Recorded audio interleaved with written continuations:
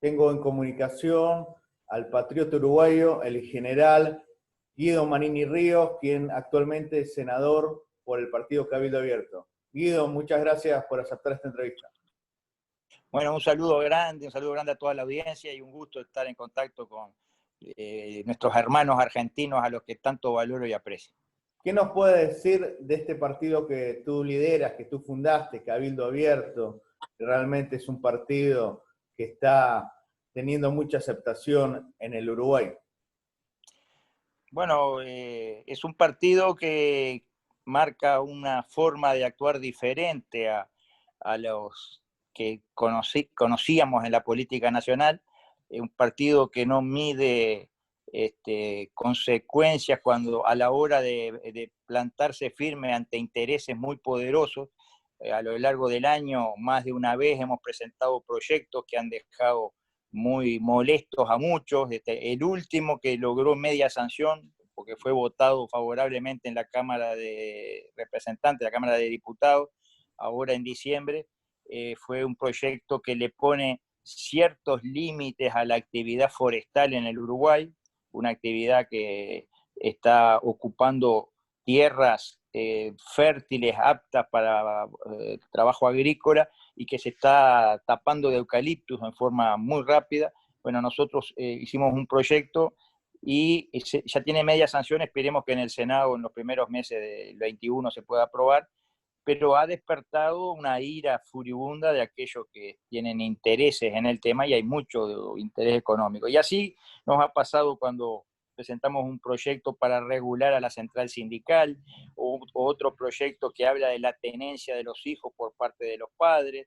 Bueno, distintos proyectos que cada vez que los presentamos, bueno, aparece un colectivo, digamos, iracundo contra nosotros y nos ponen cualquier tipo de calificativo. Pero la característica de Cabildo Abierto, y ahí voy a tu pregunta, ha sido la de no medir consecuencias, la de no ser, digamos, obsecuente con los grandes intereses económicos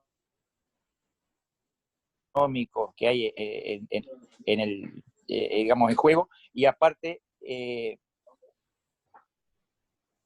hola, medio se cortó, y aparte, no asociarnos o no dejarnos pasar por arriba con el relato impuesto en los últimos años, que prácticamente ha hecho de una visión totalmente hemipléjica de la historia y de la realidad, ha hecho prácticamente que obligación para todas las generaciones actuales, y a eso nosotros nos oponemos. ¿Qué nos puedes decir de la ley del aborto? ¿Se podría derogar desde el Parlamento? Porque recordemos que esto fue un proyecto aprobado en la época de Mujica, pero el presidente fallecido, Tabaré Vázquez, como médico, se opuso y dio su veto. En este caso, ¿se puede contemplar una anulación de esta ley? Bueno, en primer lugar, claramente nosotros y Cabildo entero entendemos que el aborto es un homicidio, que no se le puede calificar de otra forma, incluso en base a pactos que ha firmado nuestro país, convenios internacionales que establecen claramente que la vida comienza con la concepción. Por lo tanto, a partir de ahí ya no hay dos lecturas, lo que vaya contra la vida, digamos, contra el feto aún antes de nacer es un homicidio, estamos convencidos de eso, y así lo hemos dicho públicamente, y ha generado cierto revuelo en los últimos meses. Acá en el Uruguay, ya, digamos, esa ley tiene ya lleva como 7 años vigente, ya está causando los daños que se preveía. Hay más de 10.000 abortos por año en un país que tiene 38.000 nacimientos, es decir, es algo pavoroso, hablando de porcentajes, pero ya el hecho en sí, aunque fuera mínimo, también es gravísimo. Nosotros tenemos, digamos, toda la intención de cambiar esa realidad. Vamos seguramente a dar una discusión muy fuerte en la sociedad. El Uruguay es un país que está muy alejado de la religión, a diferencia de Argentina, que tiene una presencia religiosa más fuerte, y ha hecho carne ese individualismo que convence y ha convencido a buena parte de nuestra población de que, digamos, en definitiva, la madre tiene derecho sobre ese feto porque, digamos, prima su derecho individual, y creemos que hay que dar esa discusión para empezar a cambiar esa realidad. No va a ser fácil, pero la batalla la vamos a dar. Otra ley polémica que se aprobó en la época del presidente Mujica fue la tenencia de droga, de marihuana. En este caso, ¿se va a trabajar para anular esta ley? Sí, nosotros tenemos previsto presentar un proyecto que cambie esa realidad, que derogue el uso recreativo de la droga. Tiene sus complejidades porque ya se ha generado, digamos, clubes de fumadores de marihuana, se ha generado todo un mundo, digamos, al cual va a haber que, en cierta forma, cambiar. Nosotros vamos a presentar un proyecto, vamos a autorizar la marihuana medicinal, porque ese es un rubro que incluso se está exportando y que creemos que, en definitiva, es de uso en distintos lugares del mundo y puede mantenerse, pero lo que no estamos de acuerdo es con la marihuana recreativa. Creemos que eso ha generado la sensación de poca gravedad del tema de las drogas, y estoy seguro, aunque no hay estadísticas claras al respecto, que ha aumentado sensiblemente el consumo de drogas a partir de la vigencia de esa ley. Y aumentaron los delitos en consecuencia. Y bueno, los delitos, sí, el tema droga en el mundo del delito es una constante. Por supuesto que se han agravado tremendamente los números de la delincuencia acá en este país. Me imagino que tú como militar estás previendo lo que puede pasar, ya que en Uruguay es uno de los países que mejor está gobernado y controlado de la pandemia. Puede haber un flujo migratorio muy importante, mucha gente que va a querer entrar o quedarse a vivir en Uruguay. ¿Cómo se puede controlar esto, que no haya un desborde migratorio? Bueno, nosotros en principio no nos oponemos a la venida de gente de otros países que se instalen en el Uruguay, siempre y cuando vengan con intención de trabajar y digamos, de poner el hombro para sacar el país adelante, o gente que tal vez en su etapa jubilatoria vienen a instalarse, a vivir pacíficamente. No tenemos ningún inconveniente en eso. Es cierto, sí, que la pandemia en el Uruguay ha sido manejada muy bien, pero ya en estas últimas semanas hemos tenido un brote que ha encendido todas las alarmas. Es decir, la curva de contagio se ha acentuado a raíz de acciones irresponsables de muchos uruguayos. Se han hecho marchas, festejos, protestas, bueno, en los meses de septiembre, octubre, y eso ha llevado al aumento paulatino, y en estas últimas semanas exponencial de contagiados.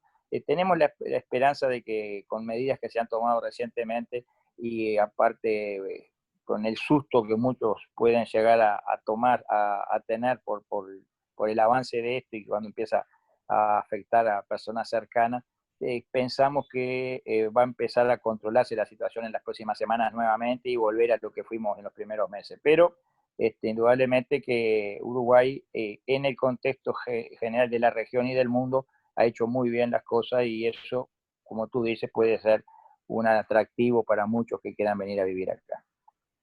Sí, la pregunta iba dirigida a evitar que haya un descontrol en la frontera, que mucha gente quiera ir, porque a veces también hay que controlar, como tú bien dices, el migrante que quiere ir a hacer las cosas bien, como el que, digamos, quiere dedicarse a situaciones incorrectas.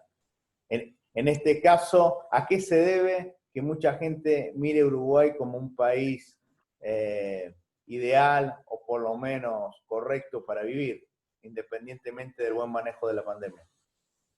Bueno, Uruguay tiene sus características propias, un país chico, un país de cercanía, un país en el cual nosotros siempre nos vanagloriamos de ser, digamos, gauchos en el buen sentido de la palabra. Bueno, gaucho siempre es un buen sentido, pero en el sentido de la amistad y del estar, digamos, cercano y preocupado por los problemas de otros. Uruguay tiene ese plus a favor, pero también yo creo que acá lo que corre mucho es la comparación, a veces se ven realidades peores en otros países y bueno, y finalmente Uruguay ahí califica mejor, pero yo creo que Uruguay tiene muchos valores y forma de ser que ya es parte de su idiosincrasia, que lo ha hecho siempre atractivo para gente que quiera vivir pacíficamente. Lamentablemente en estos últimos años, sobre todo en los años de desgobierno frente a amplista, se ha perdido mucho de esa calidad de vida, ha aumentado mucho el delito, han impulsado la droga, han impulsado la destrucción de las familias, todas esas cosas que ha llevado a que la realidad actual no sea la que era hace 30 años, la que uno recuerda, sin ser tan viejo, uno recuerda un Uruguay mucho mejor que el actual en ese sentido. Pero yo creo que igual mantenemos comparativamente una buena calificación, digamos, en el concierto de los países de la región al menos.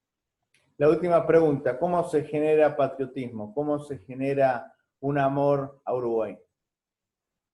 Bueno, ese es otro de los temas que se ha afectado tremendamente a través de programas de estudio sesgados, tendenciosos, a través de ignorar las fechas patrias, de ignorar las gestas o las luchas de quienes nos precedieron, que nos dieron el país que hoy tenemos, los que pelearon por nuestra libertad. Y bueno, todo eso ha llevado a un cierto enfriamiento en cuanto a la valoración de lo que es la patria, de lo que es el país, y nosotros justamente pensamos que hay que actuar en sentido contrario. Ya este año que termina, las fechas patrias fueron celebradas como corresponde, con la presencia del presidente de la República, de los máximos dirigentes políticos en todos los actos. Siempre hubo esa formalidad que en cierta forma se había perdido en los últimos años. Los programas de estudio que a partir de ahora de nuevas leyes tienen que ser, digamos, refrendados, aprobados por el Senado de la República, y ya van a tener contenidos en el sentido de ir recuperando ese respeto a nuestros mayores, ese respeto a la historia a todo nivel, el sentirnos sí parte de la región, por supuesto, no, jamás renegamos y somos nosotros abanderados en la idea de la patria grande, la idea de la integración regional, pero valorando siempre lo que han sido los orientales en la historia, lo que han sido las distintas luchas, y eso se logra con educación desde la primera infancia, pero una educación que tiene que estar liberada del sesgo político en la cual se ha sumergido en los últimos años, y lamentablemente hay un cuerpo de docentes que muchas veces son más bien militantes políticos que docentes en serio, y eso es lo que hay que cambiar, es la realidad que hay que cambiar, y bueno, es un trabajo largo porque tiene mucho de cultural, pero pensamos que avanzando en la dirección correcta algún día se va a lograr recuperar lo que se ha perdido. Muchísimas gracias, Guido, muy amable. Bueno, gracias a ti, saludos a toda la audiencia y un gran abrazo a ese pueblo argentino que tanto valoramos siempre, con el que estuvimos unidos durante 300 años desde el punto de vista político, pero que seguimos unidos hoy por tantos lazos afectivos y que consideramos con el mayor de los respetos. Muchas gracias a ti y a todos ustedes.